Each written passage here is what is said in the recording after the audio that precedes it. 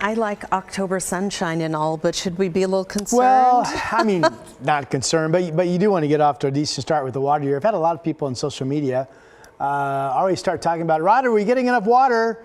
And the thing is, we're getting our rainy days, but for the most part, every weather system, including this one, has been kind of underperforming a little bit in terms of getting all the water that we're hoping.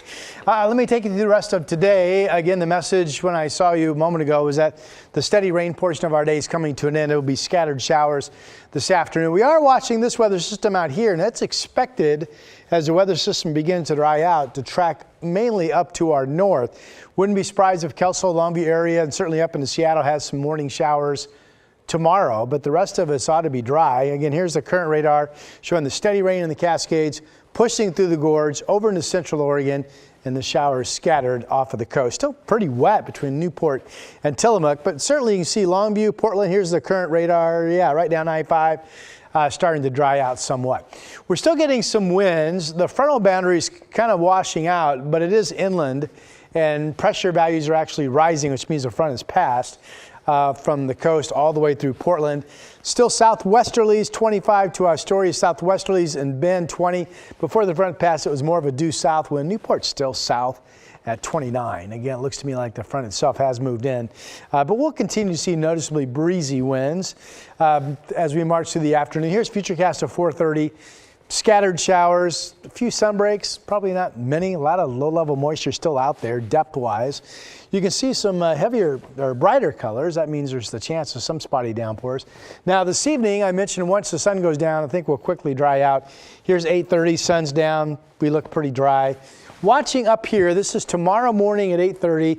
Could there be some showers in Astoria and Longview as that weather track starts to shift up to our north? Otherwise, tomorrow's the day that sees increasing sun. And if we get enough sun tomorrow, we'll warm up to nearing 70 degrees. Looks pretty nice. Here's the wider view for you folks watching us out east of the Cascades, 4 o'clock this afternoon. Some showers heading into the Blues and crossing Pendleton. A lot of cloud cover, but not a lot of total rain today, especially once you get east of central Oregon. And then tomorrow we dry out as well. Very socked in still on the coast. I mentioned there's a lot of depth to the low-level moisture hanging around. Here's Lincoln City, Schnickwin's Casino Resort camera, 61. When you have a strong front, it kind of comes and plows all the low-level moisture out. But the fact that this frontal boundary is weakening, the plow mechanism, the slope of the front we call it as forecasters, isn't really moving out the low-level moisture. You can see some breaks here over the Reserve Vineyards and Golf Club out on low of 64, but still pretty gray overall. And the same thing over on the east side.